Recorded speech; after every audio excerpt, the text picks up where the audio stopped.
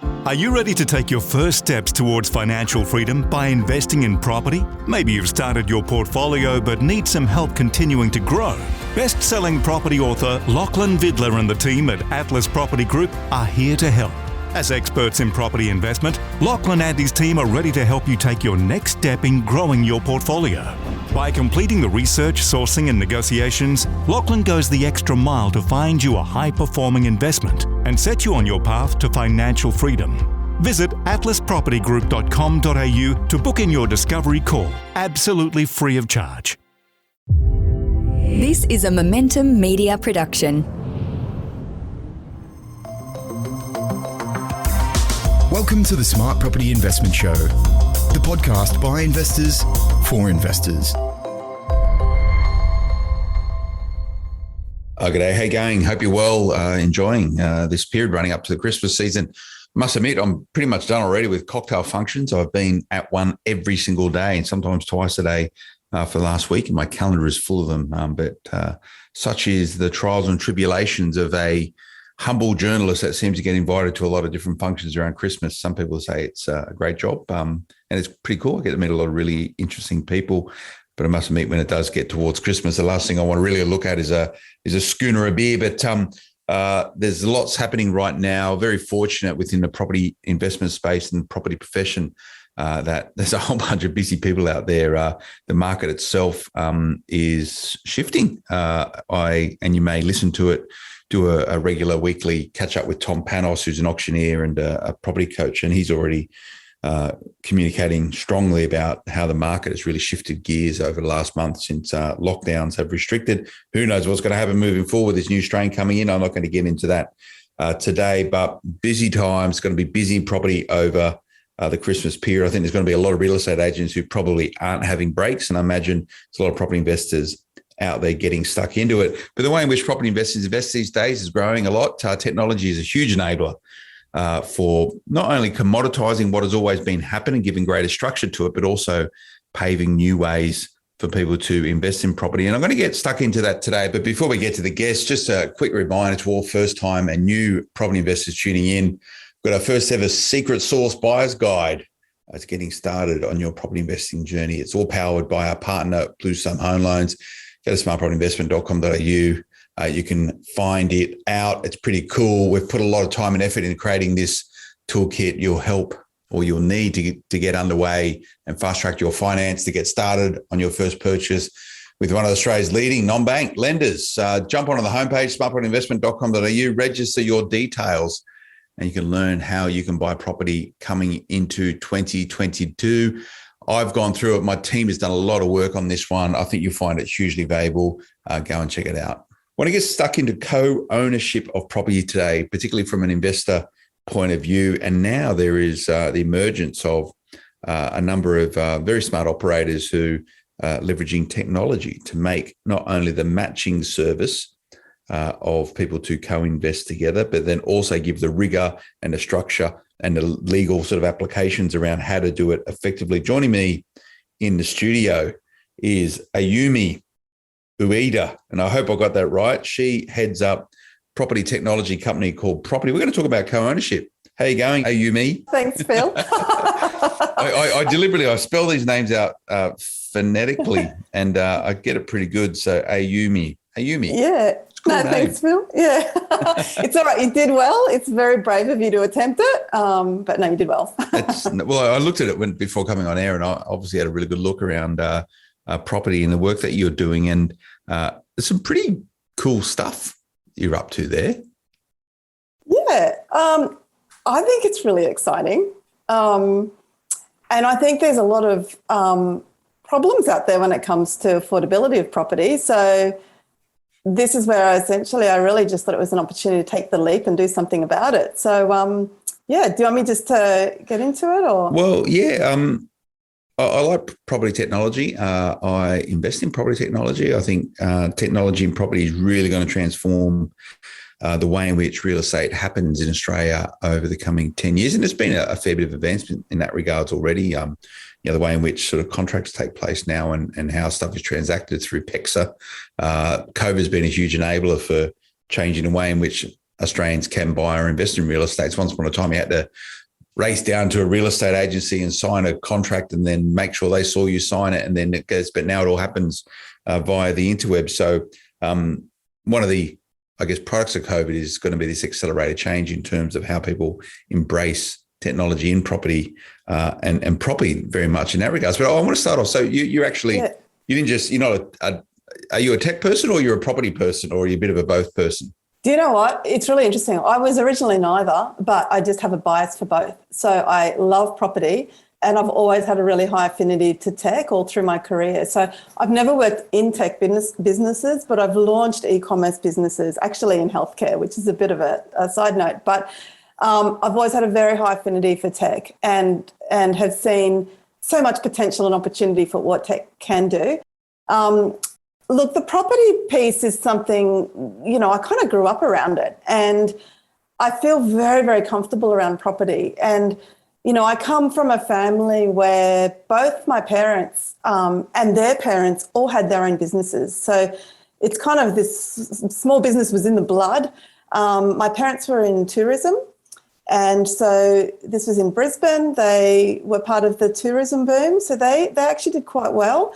And they chose to put the money that they made into property, which meant that our weekends as kids were spent going around from rental property to rental property with my parents fixing stuff, because they chose to manage it themselves. And it was terribly boring for us as kids because, we're always like hanging around. But we learned a lot through osmosis and just driving around in the car. And I remember at a very early age, I still remember my mum educating us on what negative gearing was.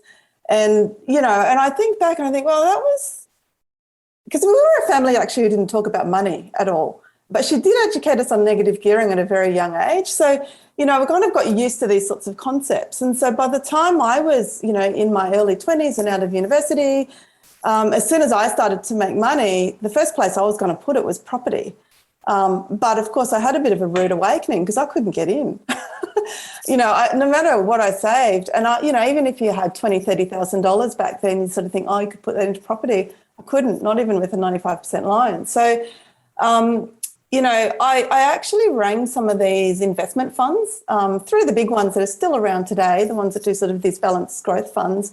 And I rang them and I just sort of said to them, look, I really want to go in with some other people, maybe 2, 3, 4 other people, and buy a quarter share, third of a property. But it's really important to me that I get to choose the property.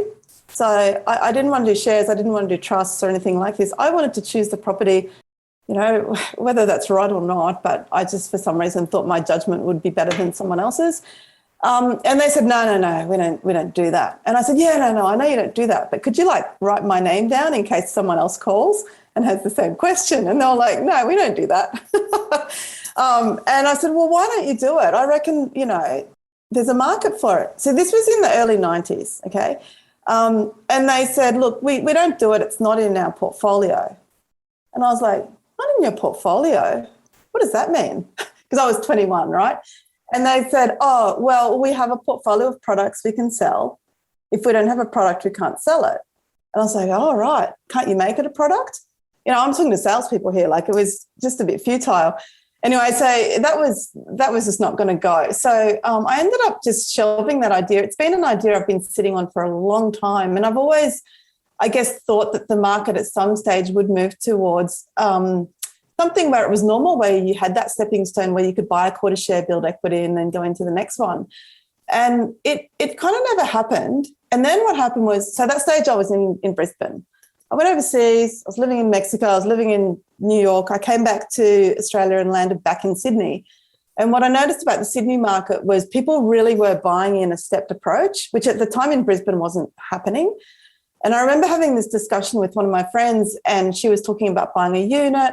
And she was also from Brisbane. And I asked her, I said, why do you want to buy a unit? Don't you want to buy a house? Because Brisbane at that point was a house market. You just didn't even think about buying a unit. And she explained to me, and she sort of said, oh, no, you buy a unit, then you upgrade to a house. You build your equity and you upgrade. So I was like, oh, right, okay, that I guess makes sense. But I guess what I've sort of come to realise now today is there's not a stepping stone now. If people can't even get into units, it's very, very difficult to even get in at all. And so even though I felt like there was a market back then, it was clearly not the right timing to do sort of these shared co-ownership sort of arrangements.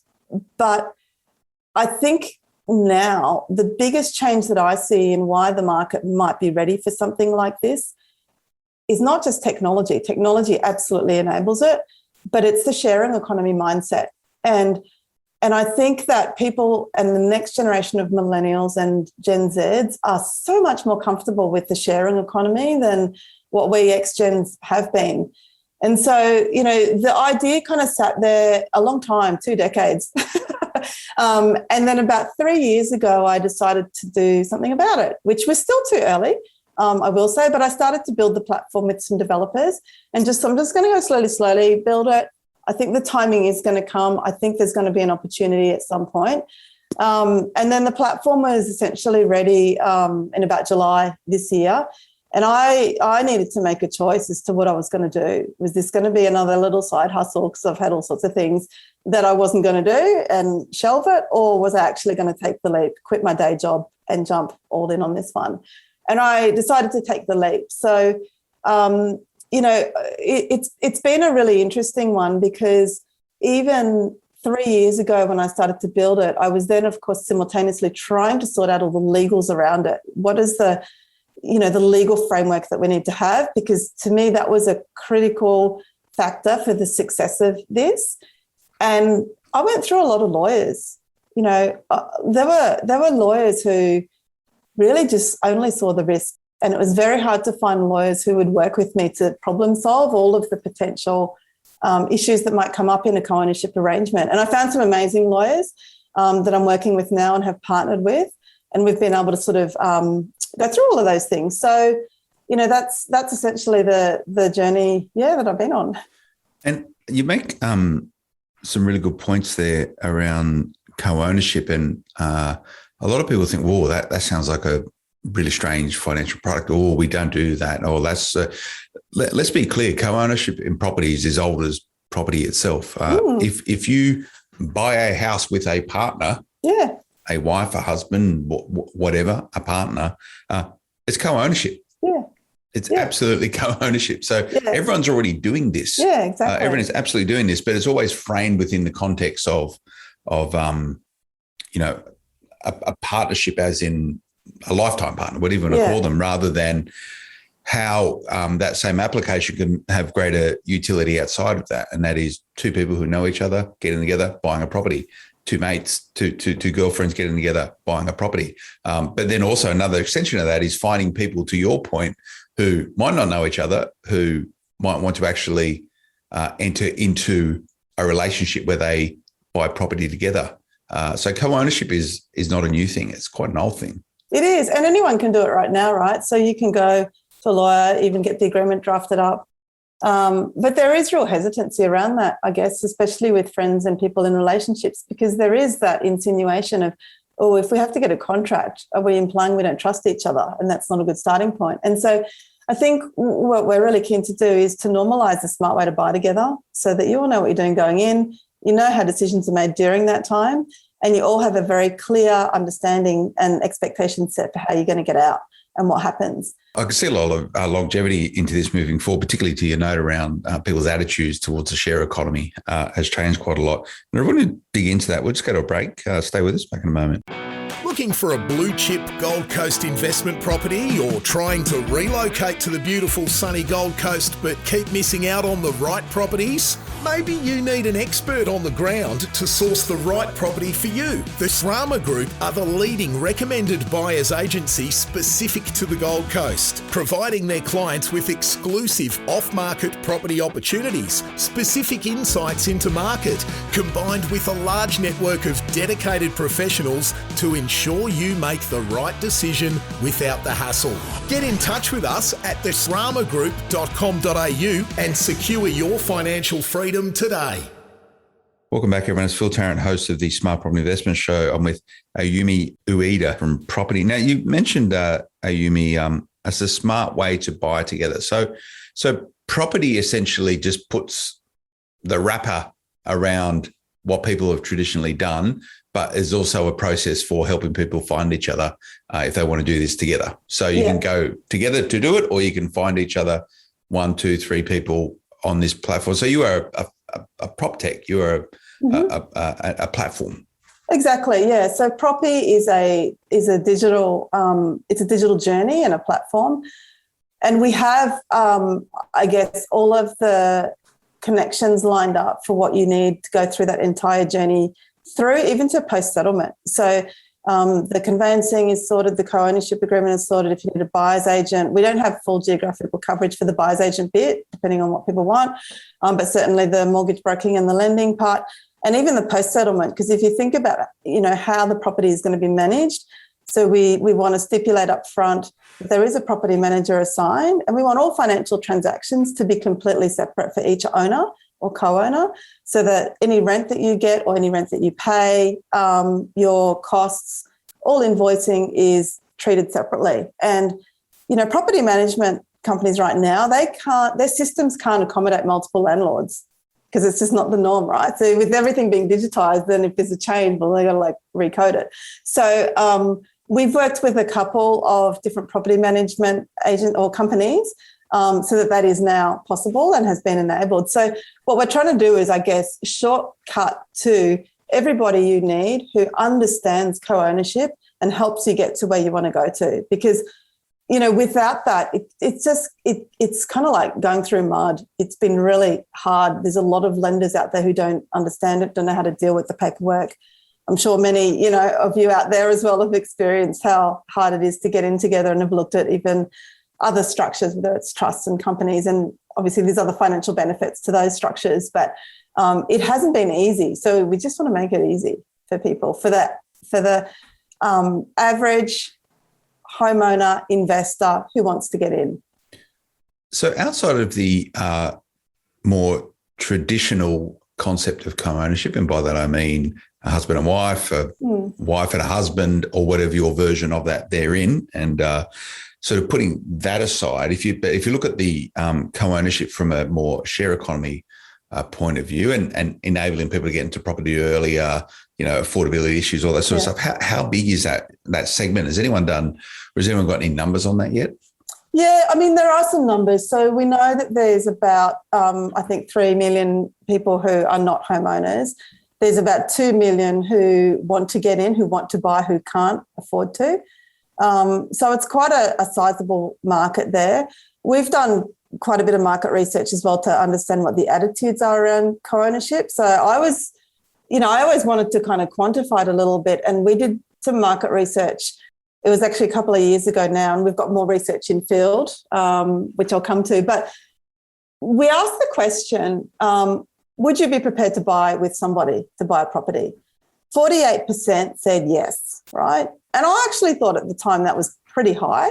And then we asked the question again further into the survey and asked, what if there was a legal framework in place to protect you? Would you co-own? Would you buy with somebody? And the percentage of yeses went up to 78%. So 48 to 78, that shocked me that it was so high. And I thought, okay, there is something here, and the legal framework is a really big part of it. We've got some more research. It's in field now, and I can see the results coming in virtually. We're 80% done, and I'm itching to share it, but we should wait till it's all finished. But I can tell you there is a shift in those numbers again in a very positive way. And so what it shows me is that the need for this has grown substantially over the last couple of years even. And, we've asked questions around what's most important to you in co-ownership. Is it things like getting into the market sooner? Is it just the financial security? Is it building wealth? Is it being legally protected? And a couple of other things. The thing that comes out on top is being legally protected, above even getting in sooner, which is interesting, right? So there's kind of these hygiene factors that need to be met for people to be comfortable before they start moving towards those goals. So, when we get that research in, which hopefully should be completed soon, I think we'll have some more interesting data to share. Yeah, and have you done sort of much comparative analysis against this particular sector, co-ownership in property, and other e-commerce trends or business trends, the wider sort of sharing economy or adaptation of digital connectivity? There must be a lot of clues there. There are a lot of clues. I wouldn't say we've done direct comparisons, but, working in e-com in the past, there's very clear signs of what types of industries are more advanced and which ones are less advanced, right? So we've certainly seen the finance sector just gallop ahead, and there's a very high level of trust amongst consumers now with digital banking, which I think really paves the way for property. And I think it's nice that it happens in that sequence, because if you trust the finance sector, then you are going to be more comfortable with transacting on such high cost, important things like property. Now, people are used to buying stuff online, right? Small value purchases, apparel, clothing, cosmetics. These are the most advanced sectors in e-com. And then you've got sort of more behind as healthcare is sort of to the back of that. But I think now what we are seeing is people do expect a digital platform to be able to do things, and they want things now. So I think there is a little bit of catching up to do in the property sector when it comes to the lending part and loans. And, people can get on and do the mortgage calculators and see how much can I borrow. But I think in terms of lending approvals, we're going to start to see even higher levels of demand for people wanting approvals in 1 minute, 10 minutes, not 30 days, 45 days. Yeah, well, welcome to mortgages at the moment. I want to sort of discuss mortgages inside a co-ownership arrangement. We'll just go to another break. Stay with us, back in a moment. The mark of financial success isn't about getting bigger, better, faster, or more. To Paul, success is freedom. Freedom to spend more time with his family, or giving back to his community, or just more time to go surfing. Paul Glossop, an award-winning property buyer and regular guest on the Smart Property Investment Podcast, has taken the lessons he's learned building a multi-million-dollar property portfolio and laid them out in his best-selling book, A Surfer's Guide to Property Investing. For a limited time, get your free copy of Paul's award-winning book and receive a roadmap for building both lifestyle and wealth through property investing. Grab your free copy today at purepropertyinvestment.com. Welcome back, everyone. Phil Tarrant from the Smart Property Investment Show. I'm with Ayumi Uyeda from Proppie, creating a platform for supporting co-ownership or normalising co-ownership in a way in which is accessible or greater accessibility to co-ownership, because not a new concept, however, and I know a lot of people who are just sort of friends living in a share house, and they go, hey, wouldn't it be better if we owned our own place? And what normally happens is that someone goes and gets a big mortgage and buys a house, and they rent out a room to one of their buddies or multiple buddies. But this is somewhere where you can start your wealth creation journey earlier on in life through something like this. And if this, to your point earlier, is your head start, so you can do whatever you need to do, cash out, then use that money and deploy it elsewhere, that's really good sort of runway to building wealth. But talking about mortgages inside of co-ownership, your interface with that, how do you see that working? Is it difficult? I guess, lenders would, and you need to be, if you're a property investor, you need to be really clear around the requirements of borrowing inside a co-ownership arrangement, because most lenders will consider you own all of the debt, even though you only are liable for half the debt. How are you seeing that? So this is where we're seeing some good advances. So I've been talking to a number of the lenders, 3 out of the 4 major big banks, a number of the smaller ones and non-bank lenders as well. So when we developed the co-ownership agreement, I did that with active feedback from the lenders. And the way that we've set it up is there is a way where we can do completely separate mortgages so you can do 2 parties right now. The ideal where we're moving towards is designing lending products where you can do, say, 5 people go in 20% each. Right now you can't do that, but what you can do right now is 2 parties, and each of those parties could be a couple, so 4 people. Ideally you want 4 mortgages, but not possible just yet. So those 2 mortgages for the 2 parties would be completely separate. But to your point about what you're responsible for the debt, there is a loan product out there where you are only responsible for the amount of debt that you have. And then when you're being considered for your next purchase, that's not the full property debt is not taken into account. It's only for your portion.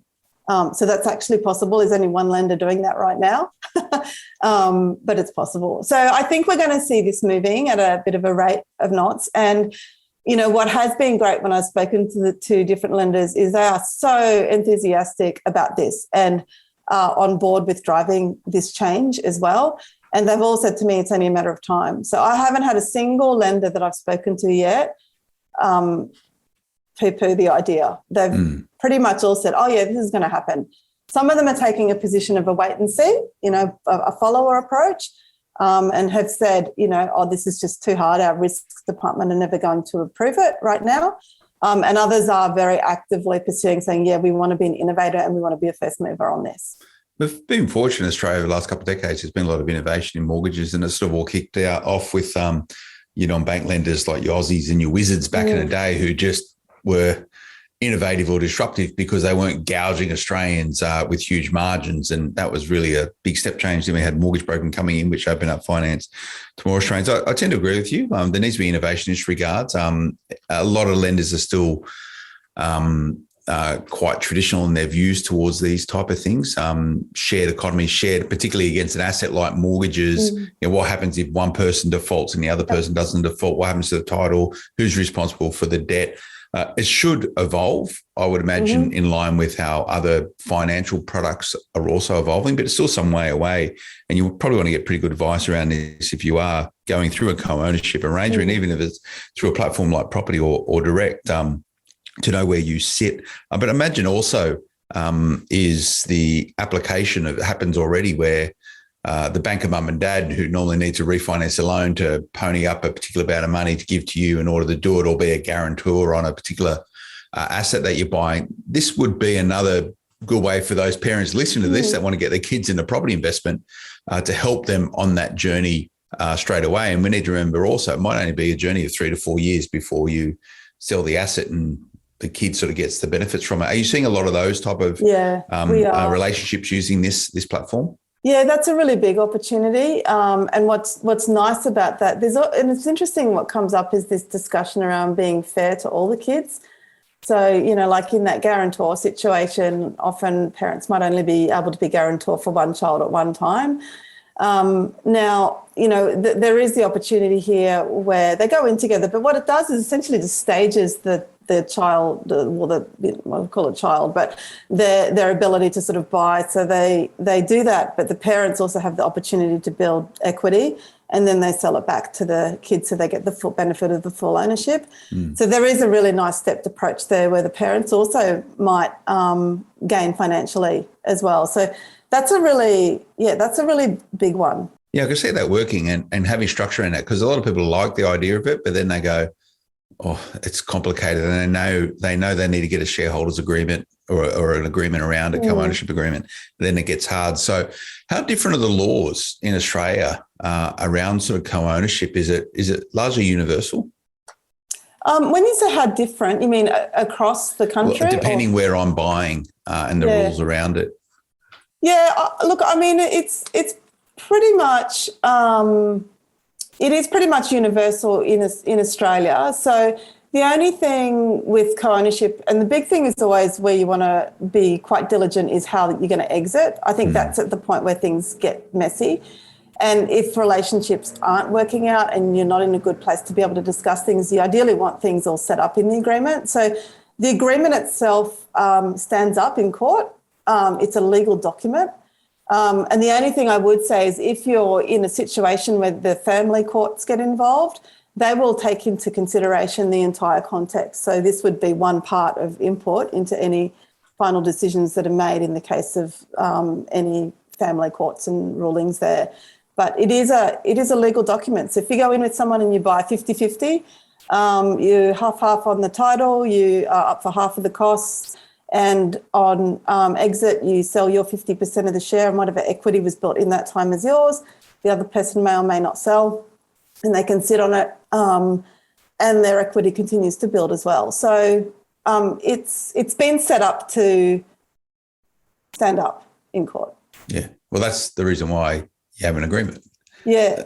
You hope for the best, plan for the worst, and an agreement that covers every eventuality. Well, sometimes that's hard to do, but no doubt the rigor of these agreements would cater for most consequences that happen in a property transaction, and they're not infinite by no means. There's it's been going on for so long that you can pretty much plan for most things. But, from the purpose of that's the mechanics of doing it, and the platform helps that. But what you're saying also is that you can match. You can match people together, whether they're owner-occupiers or investors. You can match them together to co-purchase. So it might be a stranger you don't know who you're introduced to via this platform. Yeah, exactly. And there's a few criteria that drive that matching. So one is the geographic area that you want to buy, your budget, and the share that you want to own. So you essentially put in a range. You might say, I want to own 40 to 60%, and then whether you want to live in it or not. So it won't match two occupiers together unless they've also ticked the I'm flexible box as well. So it generally will match owner investors and owner occupiers or investors together. Okay, so an owner occupier go, I want to live in this house, but I can't afford the whole mortgage. So therefore, I'll join forces with an investor that wants to create equity in the property and also share some of the costs in order to achieve that equity increase. Yeah. And I think what's nice about that model is if you are living in it, so you would still be up for, I'm just going to go with the 40-60 model, but if you, say you and I go in and I'm owning 40% and you own 60% and you're the investor and I live in it, I would be up for 40% of the mortgage costs, but I would pay 60% of the rent value to you via the property manager. And so you would still do that. But what's really nice for me living in it as a partial renter, partial co-owner is I don't have that rental insecurity that I'm going to get served up with a notice to vacate because the owners are coming back and want to live in it, or they're selling the property, or it offers a lot more rental security. And for the investor, you've got 100% occupancy with someone in there who actually cares about the property. And then there's very regular rental reviews that would be set up as well. So that's kind of why we want property managers appointed, so that you have all of the right process in place to make sure you have regular rental reviews, regular inspections, that it's all managed professionally and it's pretty frictionless. So anything that's a financial transaction, the co-owners don't need to deal with each other. It preserves the relationship. And this sort of lends itself to affordable housing, I would imagine, and at a sovereign level, the government's looking at it, whether it's Australia or elsewhere, whether the Australian government or anywhere else in the world actually takes skin in the game to actually get more Australians or more people into property. What have you spoken to people down in Canberra around this, around how this being an engine for affordability? What's their attitude towards it? Very positive. So I had a little bit, so I think as probably many of you would know, we've got Minister Fulinski there leading the parliamentary inquiry into unaffordable housing. And so I actually just reached out to him on LinkedIn. LinkedIn is so good like that. People actually respond to you. So I reached out to him and just sort of, because I read something in the Financial Review and I just thought, he might want to be aware of this. So he was really interested and suggested that we put in a submission. The deadline was already passed. And so I did put in a submission that weekend. So there is some interest there. I think there's so many things that need to happen, right, to address this whole affordability issue, whether it's, we've heard it all about increasing supply, redistribution of the population into more regional areas, reviewing caps, levels, numbers of the grants that exist, which haven't been lifted. They haven't increased those levels for over 10 years, right? And so there's a whole lot of stuff that does need to be done there. Obviously, the government is reluctant to touch things like stamp duty. Interest rates have all these other impacts. And so I think what's interesting about this one is that Proppie actually offers a right now short-term solution, because if you bring it down to its bare basics, what we're ultimately doing is we're reducing that supply-demand tension by changing the ratio of one buyer, one property, to 2+ buyers, one property, right? And so that immediately can ease that whole supply-demand tension and helps people to get in and start building equity without their money sitting in a bank, which is not going to be doing too much right now. Yeah, if you get more than 0.1% interest at a bank right now, you're doing pretty well. I guess that's from affordability, more of a societal point of view. However, for property investors, younger property investors who might not be able to go the whole 9 yards on buying a property themselves, and they want to have a diversified sort of portfolio, they can have some money in property and some money in shares and some money in their SMSF or however they want to do it. Are you seeing many people sort of attracted to the platform who are looking for they could probably buy a property, but they would rather not put all their eggs in one basket, and this sort of giving them some exposure to property.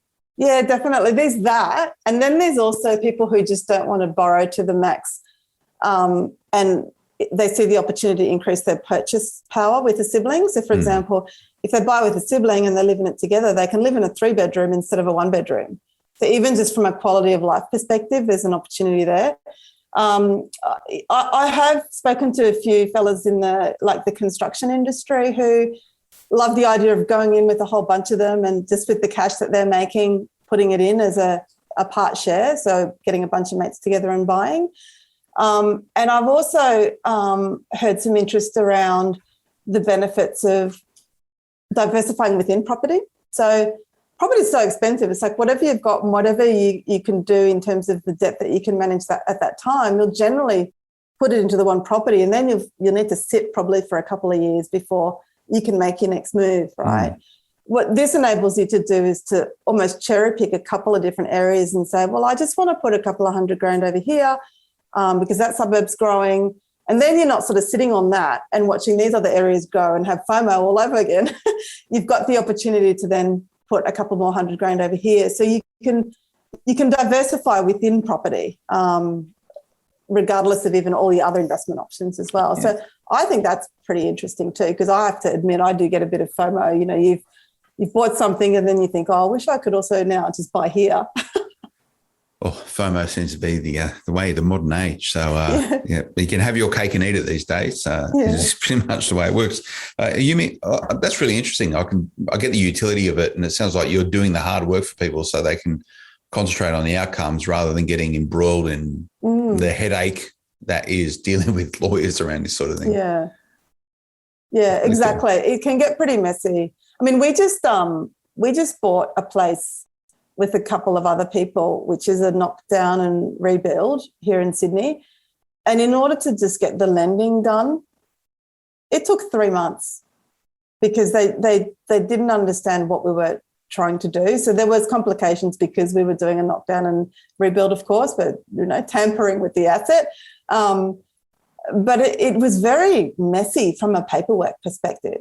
And I'm sure many of our listeners here have been through that. So, yeah, as soon as you get away from your common and garden, buying a house in the suburbs with two people who are PAYG and not a lot of debt, it gets complicated. I think most investors and occupiers sort of share some of the frustrations around that. It's got to be an easy way, and it looks like you're on the path to sorting that out. Thanks for your time today, Ayumi. I really enjoyed the discussion. Yeah, pleasure. Thanks, Phil. Nice one. And people want to sort of find out more about this, Ayumi. No doubt there's a website. Oh, yeah, absolutely. So they can visit Proppie, proppie.com.au. So Proppie, the name, comes from property pie. So you get a piece of the property pie. So everything's on there. Prop pie. Proppie. Yeah. I didn't. Yeah, I get it's clear now. Go and check it out. And you can contact you and your people directly through that site, no doubt. Yeah, absolutely. Okay, cool. Ayumi Uyeda from Proppie, thanks for your time today. I hope you enjoyed that, everyone. Remember to check out smartpropertyinvestment.com.au, social media, Smart Property HQ. You can find us there. We'll see you next time. Until then, bye-bye. The information featured in this podcast is general in nature and does not take into consideration your financial situation or individual needs and should not be relied upon. Before making any investment, insurance, tax, property or financial planning decision, you should consult a licensed professional who can advise whether your decision is appropriate for you. Guests appearing on this podcast may have a commercial relationship with the companies mentioned. Creating wealth through property investing starts with getting the right finance in place. At Finny Mortgages, our brokers specialise in investment loans. We know the ropes to get even the most complex deals approved fast. With easy access to over 50 lenders, we have the know-how and connections to get better rates, improve cash flow and release equity fast. So if you're looking for a mortgage broker that gets property investment, book in a call with a Finny broker now. Head to finny.com.au, that's FINNI.com.au today.